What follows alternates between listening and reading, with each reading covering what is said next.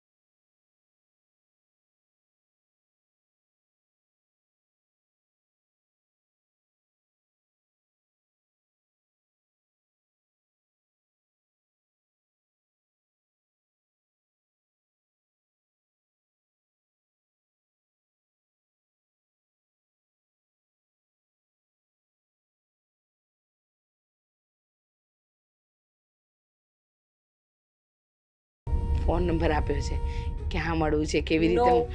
Way, મારા ફોનમાંથી હું કોઈને ફોન નહીં કરું, પછી આખો દિવસ લોહી પીયા કરે. નહીં.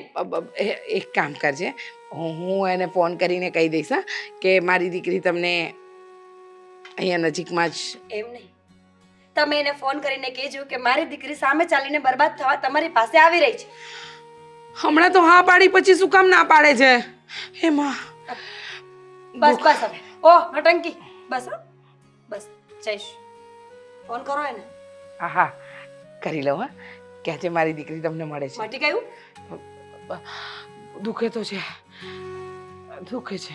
હા, મારા પપ્પા પણ કોને લાવ્યા છે. લે બોલો, જેને અમે દુનિયામાં લાવ્યા એ કહે છે કે મારા પપ્પા કોને લાવ્યા. હા તો પાડી. કોલ હિમ. એ કરું ફોન કરું. હા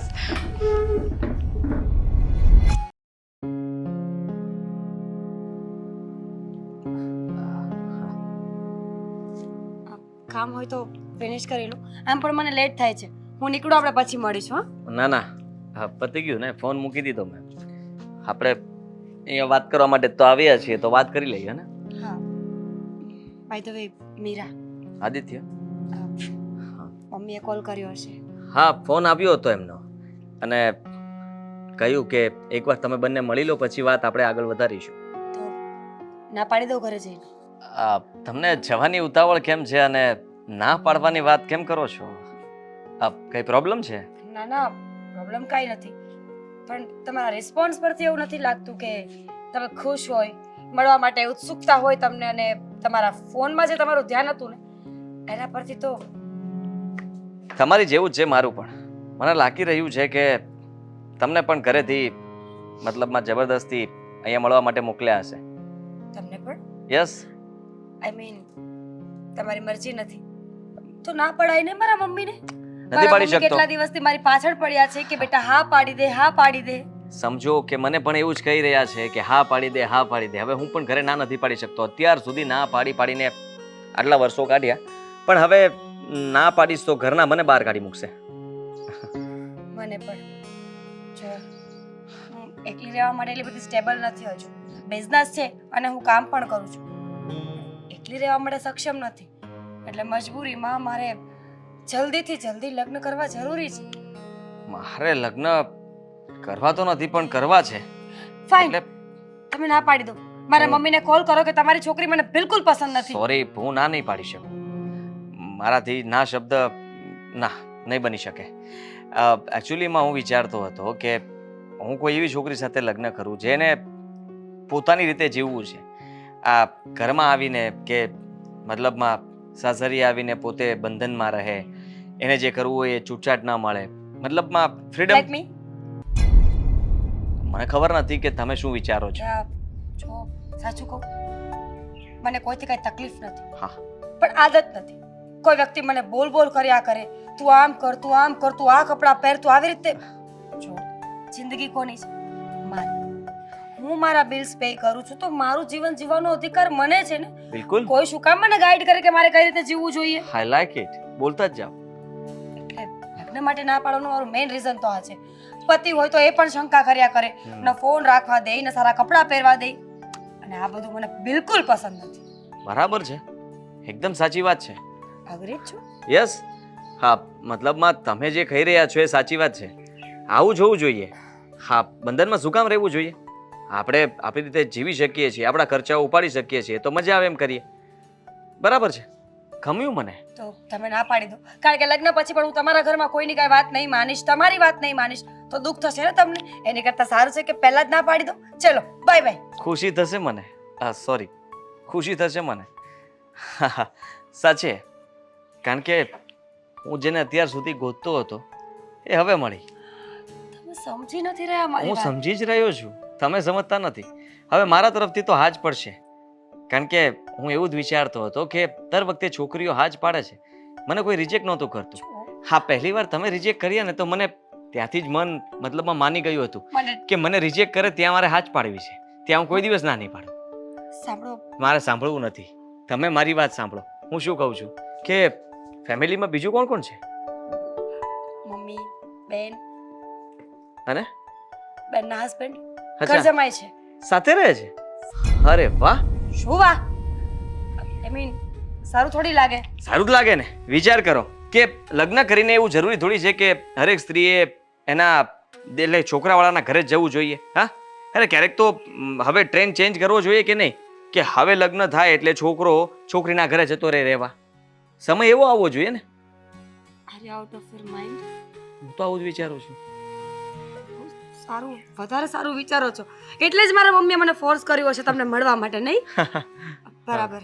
જો મને ડ્રિંક કરવાની આદત છે. હા? હું સિગરેટ પીઉં છું, હા પાર્ટીઝમાં જાઉં છું ઓ અને શોર્ટ કપડાં પહેરવા તો મારી હોબી છે. હા અને ફ્રેન્ડ મેલ ફ્રેન્ડ તો મારા 700 થી 800 ની વચ્ચે ઓહો છે, જે મારા બોયફ્રેન્ડ જેવા છે.